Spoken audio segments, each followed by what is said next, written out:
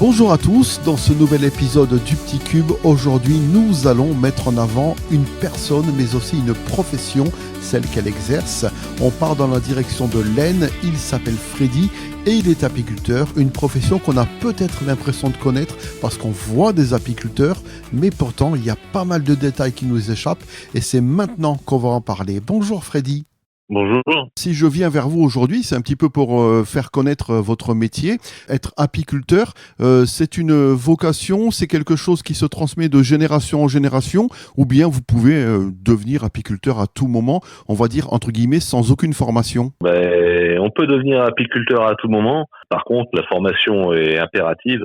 On parle d'élevage d'animaux. Il y a des règles à respecter pour prendre soin d'eux, pas que ça tourne en maltraitance animale, clairement. On est responsable de nos abeilles et en tant que responsable, il faut faire tout pour qu'elles se sentent le mieux possible. La première question qui me vient à l'idée, c'est est-ce que apiculteur, c'est un métier dangereux ? Non, même beaucoup moins que d'autres métiers. C'est un métier qui est impressionnant pour quelqu'un qui n'a pas été formé ou qui ne connaît pas. À savoir, on se retrouve au contact de dizaines de milliers d'abeilles, voire de millions d'abeilles quand on commence à avoir plusieurs ruches. Ça peut tout de suite être impressionnant. Qui plus est, c'est un animal doté d'un dard qui est capable de piquer. Par contre, une abeille va jamais piquer sans raison. Quand elle pique, c'est qu'elle est coincée, j'ai tendance à dire. Ou dans un vêtement, où on a posé la main dessus, comme les guêpes et puis comme les autres hyménoptères. Ils sont capables de piquer, mais c'est pas leur but. D'accord, oui, elle pique vraiment dans le cas désespéré, vraiment pour se défendre. Et surtout qu'une abeille, après avoir piqué, elle meurt, c'est ça ? On va dire dans 98% des cas, oui. Et, parfois, certaines piquent et c'est une piqûre très brève, elles arrivent à retirer le dard. Sinon, une abeille qui pique un homme, le dard, il a des micro-ardillons, pour simplifier, dessus. Quand ça pique dans la peau, elle se rétracte et l'abeille arrache son dard pour se sauver. Elle se retrouve avec les entrailles à l'air libre. Oui, c'est clairement ça. Il y a ses intestins dehors et en 1 ou 2 heures, elle est morte. Donc l'abeille, elle va jamais piquer pour le plaisir. Sa survie en dépend. Et au-delà de sa survie, c'est la survie de la colonie qui en dépend. Même une colonie qui pourrait être en mode extrêmement furax pour une raison X ou Y, elle sacrifiera jamais toutes ces abeilles piqueuses. Au bout d'un moment, l'atmosphère il va être saturée de venin et ça va être un signal d'arrêt d'attaque pour la colonie, pour pas mettre la colonie en péril justement. Il y a une espèce de solidarité, elles arrivent à communiquer entre elles, même à ce niveau-là, c'est impressionnant parce qu'elles n'ont pas la parole, contrairement à l'humain, et malgré tout, elles arrivent à se comprendre là-dessus. Alors, une autre question maintenant, entre le moment où l'abeille butine la fleur et le moment où le pot de miel est prêt à être consommé, quel est le délai à peu près ?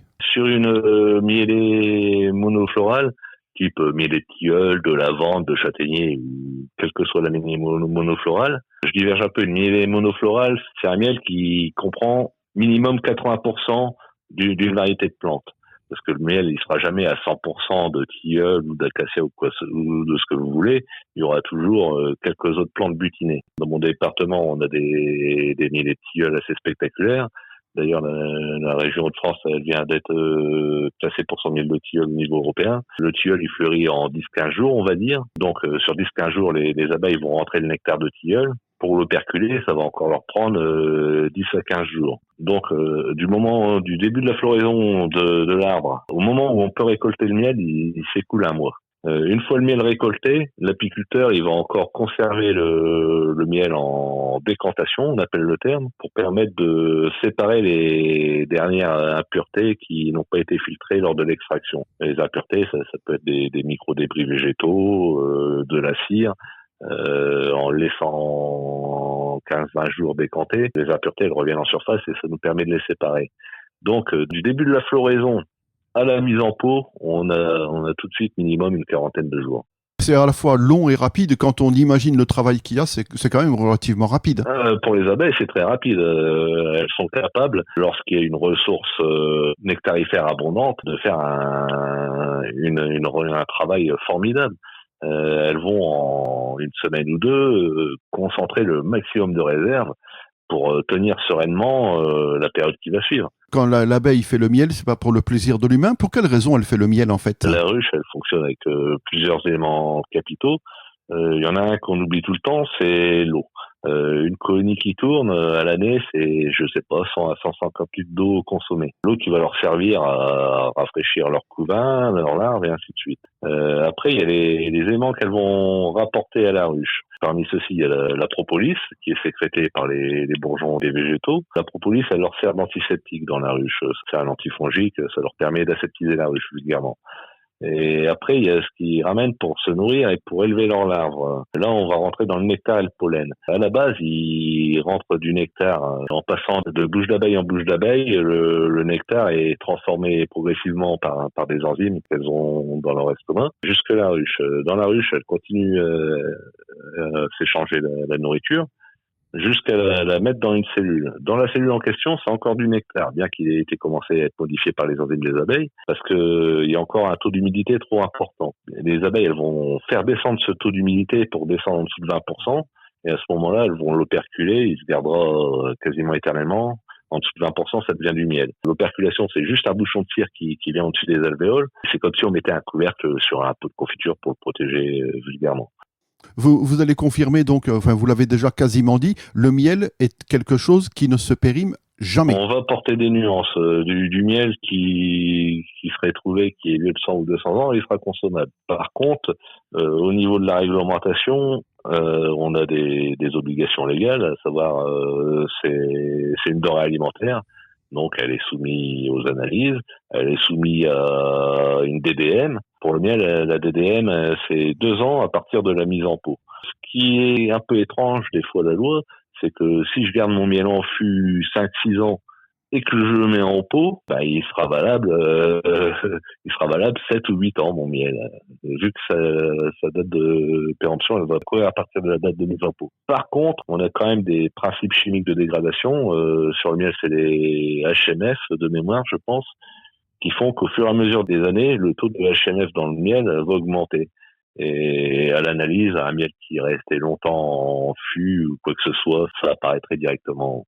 Mais sinon, oui, on peut le consommer pendant des années et des années sans souci.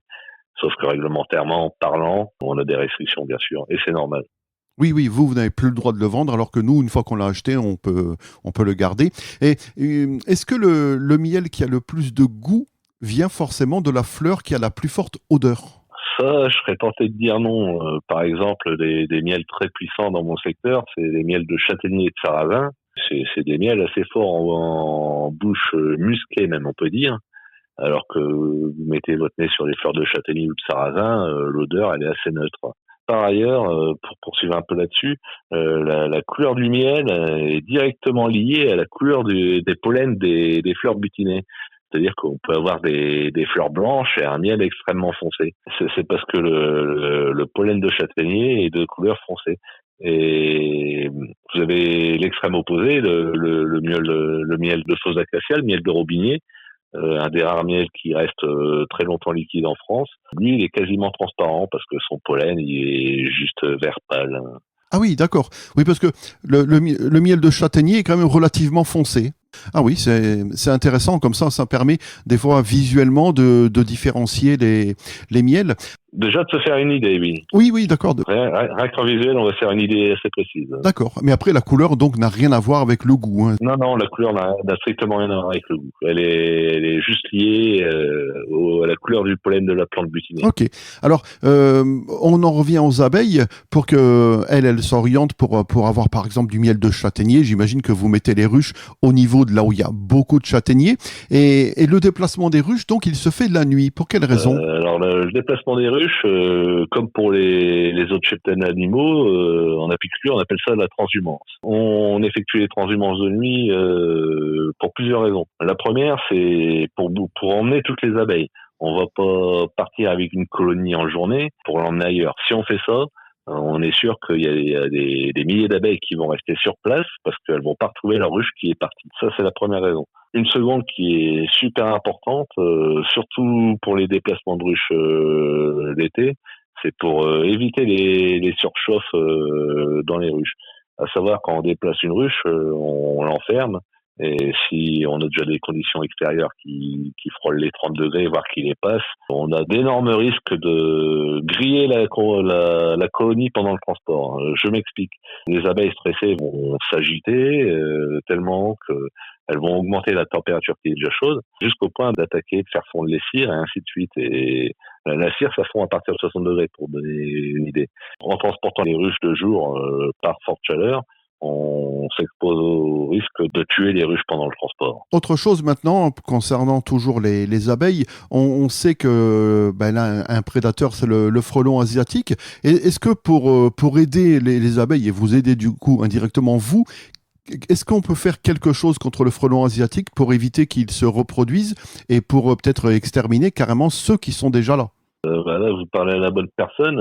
Je fais partie des consultants avec le frelon au niveau de France, dans le cadre de l'élaboration du plan frelon au niveau régional, calqué sur le plan national. Frelon nigrithorax. Donc, je serais tenté de dire les consignes pour le piégeage de printemps qui va commencer là dans mon département incessamment sous peu. Oui. J'ai pas encore vu de fondatrice, mais les premières vont sortir de diapose. Les premières consignes en piégeage de printemps, c'est un piégeage généralisé, un piégeage ultra sélectif, parce que notre but c'est de ne surtout pas piéger les autres insectes de l'entomofaune. Faut que je fasse une petite divergence encore. Le frelon asiatique a un cycle en 4 temps sur l'année, un peu comme les guêpes, on va dire. À l'automne, les femelles frelons asiatiques potentiels vont faire leur vol d'accouplement. Dans mon département, c'est vers le mois d'octobre à peu près.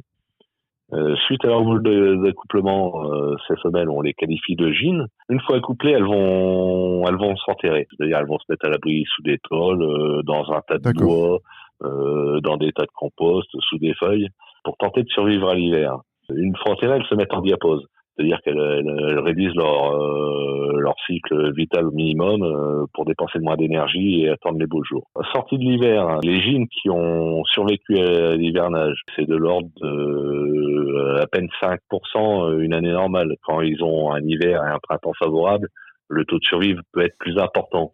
Ce qu'on a eu au niveau national en 2025, et ce qui a expliqué une prolifération plus que visible des frelons asiatiques à pattes jaunes. Donc au printemps, les gynes sortent de diapose.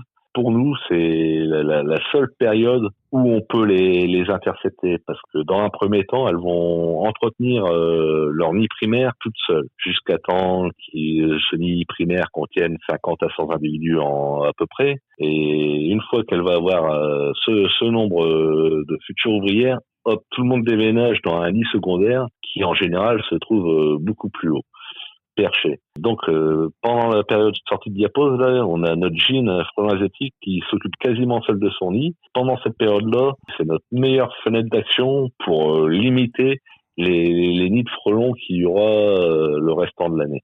Cependant, on n'attrapera jamais toutes les gynes, et le piégeage de printemps doit être, encore une fois, très sélectif. Au niveau du plan national, on a quelques types de pièges qui sont hautement recommandés et d'autres qui sont proscrits parce que non sélectifs pour les autres insectes. J'invite tout le monde à se renseigner. La documentation est trouvable un peu partout, que ce soit sur le site de l'UNAF ou de l'ADA ou du FNA, dans les mairies, pour les mairies qui jouent le jeu. Dans mon département, on a fait une communication sur toutes les mairies. Donc le piégeage au printemps, il faut qu'il soit généralisé, sélectif et qui se limite à la durée de période de sortie des gynes. C'est-à-dire qu'on va piéger dès leur sortie pendant 1 mois et après on arrête le piégeage de printemps. Le restant de l'année, je le recommanderais particulièrement aux apiculteurs parce que c'est facile pour eux. Ils sont tout de suite au contact des frelons. C'est nous qui les voyons plus. Toujours pareil, si piégeage il y a, il faut qu'il soit sélectif. Protéger au maximum les autres insectes. C'est à peu près tout ce que j'ai à dire sur ce point. Oui, donc et puis il faut rester très prudent, ne pas agir comme ça, en tout cas pas à main nue. J'imagine qu'il y a un process à suivre. Il y a un process à suivre. Je suis diagnostiqueur frelon pour le SDIS de l'Aisne depuis 7 ans maintenant. J'ai approché des centaines de nids frelons. Ce qu'il faut savoir sur le frelon, c'est que, comme les abeilles, il faut pas en avoir peur. Si on les embête pas, ils ne font rien du tout. Le problème, c'est que il est un peu plus irritable que nos abeilles, à savoir, dès qu'on approche le nid à moins de 3 mètres, on voit les gardiennes du nid de frelon qui commencent à se regrouper à la sortie du nid et on est tout de suite prévenu qu'on est déjà trop Oui, près. on n'est pas les bienvenus. Non, on n'est pas les bienvenus. Et je déconseille à quiconque de s'attaquer à un nid de frelons en pensant que c'est un nid de guêpe ou quoi que ce soit. Nous, apiculteurs, notre combinaison ne nous protège pas contre une attaque massive de frelons. Les dards passent à travers les combinaisons. On parle de dards de 5 à 6 millimètres. C'est quand même du grand dard. Ils sont capables de projeter leur venin sans même vous piquer. J'ai déjà croisé des personnes qui ont reçu du venin de frelon dans les yeux. C'est extrêmement impressionnant. Ça fait comme une piqûre au visage. C'est exactement la même chose. On se retrouve avec un elephant man sans être méchant en face de nous. Suivant les départements, il y a des départements où les pompiers vont intervenir, d'autres ou pas. Mais dans tous les cas, faire appel à des professionnels, ne jamais intervenir soi-même sur les frelons. D'accord. Sur un nid, je parle. Et dans la nature, vous pouvez en croiser. Le plus spectaculaire dans l'Aisne, c'est au mois de septembre-octobre, quand le lierre est en floraison. Les lierres sont couverts de frelons. Par contre, ils sont entièrement inoffensifs. Ils sont là en butinage. Vous pouvez les approcher, les observer. Ils vous feront rien du tout. C'est le progénie qui a danger. Des fois, le danger est invisible. Une mise en garde à tous vos auditeurs. Au printemps, les nids ils peuvent très bien être dans les cabanes de vos enfants, dans un poulailler, dans une cabane de jardin où vous mettez pas souvent les pieds, dans un local à outils. Faut être très vigilant dès qu'on voit un passage de gros insectes réguliers vers un lieu isolé. Faut prendre soin de soi et faire attention. Et toujours appeler un apiculteur dans un cas comme ça. Pour le coup, c'est pas des apiculteurs qui vont charger du problème, c'est des destructeurs de nuisibles, on va dire, des personnes qui ont passé un certibiocide et qui ont leur entreprise de destruction, que ce soit des rats, des hyménoptères ou ce que vous voulez. Mais c'est des destructeurs de nuisibles, c'est une profession réglementée. Jamais soi-même.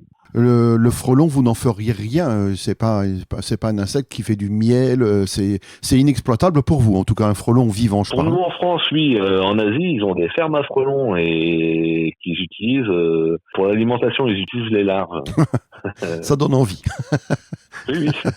Mais c'est vrai. D'accord. Juste une dernière question et après je vous libère. Pour une personne qui ne connaît absolument rien, comment on différencie visuellement un essaim d'abeilles et un nid de guêpe? Un essaim d'abeilles, déjà, c'est un nuage. C'est un nuage d'abeilles en mouvement. L'essaimage, ça se passe au printemps. Et le principe de l'essaimage pour une colonie d'abeilles, c'est de renouveler sa reine. Donc, quelques jours avant qu'il y ait une naissance de reine dans la colonie, la vieille reine, elle s'en va avec la moitié de la colonie. C'est quasiment du 50-50. Et elle s'en va pourquoi? Parce que elle sait très bien que face à la nouvelle reine, elle aura aucune chance de se défendre. Elle a la spermathèque qui est pleine, elle peut pas se recourber pour piquer, elle a aucune chance. C'est un moyen de reproduction des abeilles qui a fonctionné depuis des dizaines, voire des centaines de milliers d'années. Ça a prouvé son efficacité. Tandis qu'un nid de guêpe, c'est c'est une construction physique. Un essaim d'abeilles dans la nature, vous allez en croiser, en période d'essaimage, ça fait comme quand elles sont pas en vol, ça fait des grappes d'abeilles, clairement des gros ballons d'abeilles avec des formes plus ou moins allongées. Tandis que les guêpes, ce sera toujours dans une construction. Les guêpes, les frelons, pareil, ils se promènent pas par dizaines de milliers d'individus comme ça. Donc, si vous voyez 10 000 insectes qui volent ensemble, si c'est pas des sauterelles, il y a de grandes chances que ce soit des abeilles. D'accord. Bon, écoutez, en tout cas, je vous remercie vraiment pour tous ces renseignements qui peuvent être plus que nécessaires. Et puis après, le côté agréable aussi, puisqu'on évoquait quand même le miel. Alors, juste avant de partir, faites-vous un petit peu de pub. Vous êtes situé à quel endroit exactement? Je suis situé à Crécy-sur-Serre, dans l'Aisne. Je suis gérant du rucher serrois. On vous remercie beaucoup d'avoir participé à cet épisode du Petit Cube. Je vous souhaite donc une bonne continuation. Et là, je pense que vous êtes dans une période où ça va vraiment, votre saison va vraiment commencer, puisqu'il y a plus de travail, je pense, quand on arrive au beau jour que quand l'automne se présente. Hein, c'est ça? Tout à fait. Le travail d'apiculteur fonctionne avec les saisons, comme les reines. Les reines abeilles, l'hiver, elles interrompent quasiment leur ponte. La colonie, elle se réduit jusqu'à 20, voire 10 000 individus. Et elles reprennent leur ponte avec l'augmentation des jours pour atteindre un pic de ponte au moment du solstice d'été, là, fin juin. où là, la reine va pondre jusqu'à 2000 individus par jour. Et après le solstice d'été, la ponce redescend. Donc, grosso modo, on parle d'une ruche à 10 000 abeilles en ce moment, qui va monter à 40, voire 60, 70 000 abeilles en pleine saison, pour redescendre à moins de 20 000 abeilles à l'automne pour passer l'hivernage. Les abeilles se calquent sur les ressources florales et sur la durée du jour. Et nous, on fait pareil. Donc l'hiver, l'apiculteur, il est un peu tranquille, il en profite pour nettoyer son matériel, pour préparer ses cadres, faire tout son bricolage. Et dès le printemps, c'est reparti. Voilà, donc dans un mois en gros. Non, c'est déjà reparti, là, c'est déjà reparti. D'accord. Bon, écoutez, je vous souhaite alors un bon courage, bonne continuation et continuez donc à nous régaler parce que le miel reste quand même un produit très agréable. Merci beaucoup, Freddy. Merci à vous, et puis bonjour à tous vos auditeurs. Un grand merci à vous, Freddy. Voilà, Freddy, donc du rucher serrois à Crécy-sur-Serre, dans le département de l'Aisne. Donc, si vous êtes de passage par là-bas, allez dire bonjour à Freddy, allez lui chercher quelques pots de miel. Vous allez voir, ce sera un grand plaisir lorsque vous allez les déguster. Allez, je vous souhaite de passer un très très bon moment. C'est la fin de cet épisode, donc consacré à la découverte du métier d'apiculteur. Et on remercie encore une fois Freddy dans le Petit Cube.